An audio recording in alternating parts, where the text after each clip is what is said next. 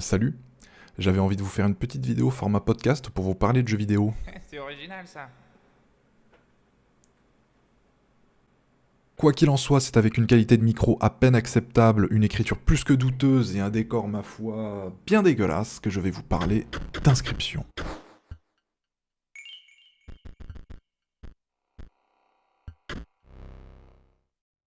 Inscription est un jeu de cartes deck building roguelite avec une narration à la mode d'un RPG plateau dans lequel vous êtes prisonnier d'un mystérieux personnage qui vous obligera à jouer à son jeu et à le vaincre. Et le jeu est juste incroyable.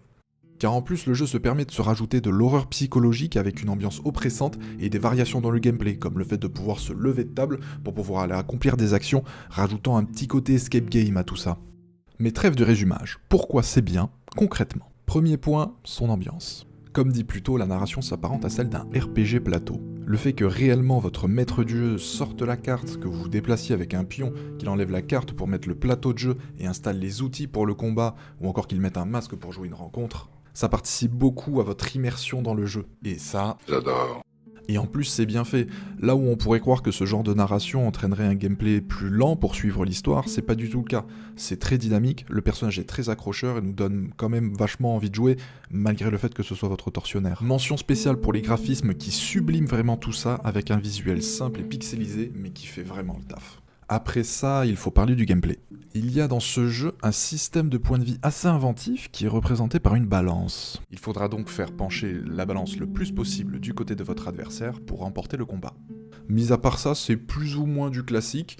Vous avez des effets sur les cartes, comme le fait qu'elles puissent voler pour passer au-dessus des ennemis pour infliger directement des points de dégâts à votre ennemi, ou le fait qu'elles puissent évoluer pour devenir plus puissantes. Ça dépend un petit peu de votre expérience avec les jeux de cartes, de manière générale. Certaines choses vont vous paraître originales, d'autres non. En tout cas, ça reste très agréable à jouer nonobstant. D'autant plus que... ça se limite pas qu'à ça en fait. Et bim, tu t'y attendais à celle-là? Sûrement. En vrai, le jeu est vachement inventif grâce à plusieurs variations dans le gameplay, mais aussi à des petites règles qui viennent se rajouter. Je vous laisse découvrir, mais vous pouvez vraiment avoir la situation en main, et en fait, le MJ décide de vous la mettre à l'envers. Cette petite salle, hélas, ce jeu lui donne un très gros côté négatif. Il est trop court. Le jeu se finit en une dizaine d'heures, et on en voudrait encore. Point faible, trop fort. Par ailleurs, vous découvrirez bien plus sur ce jeu, et j'en parle pas volontairement pour pas vous spoiler et pour vous laisser découvrir un petit peu de votre côté. Mais même vis-à-vis de ça, le côté positif de la variation du gameplay, des fois ça fait un peu regretter le côté original du gameplay. Je sais que c'est pas bien de terminer sur les points négatifs, mais le jeu vaut vraiment le coup, et il saura vous conquérir, j'en suis presque sûr. Toute proportion gardée que vous aimez les jeux de cartes, évidemment. Puis c'est quand même incroyable de se dire que ces points négatifs lui sont dus au fait que le jeu est trop bien. Sur ce... J'espère vous avoir donné envie de jouer au jeu, en tout cas pour moi ça a été un véritable coup de cœur, c'est pour ça que j'en ai parlé. Et je vous souhaite une bonne soirée, ça va être sympa de voir à travers les cuts la lumière changer. Mais bon, que voulez-vous, et je vous dis une bonne soirée et à bientôt.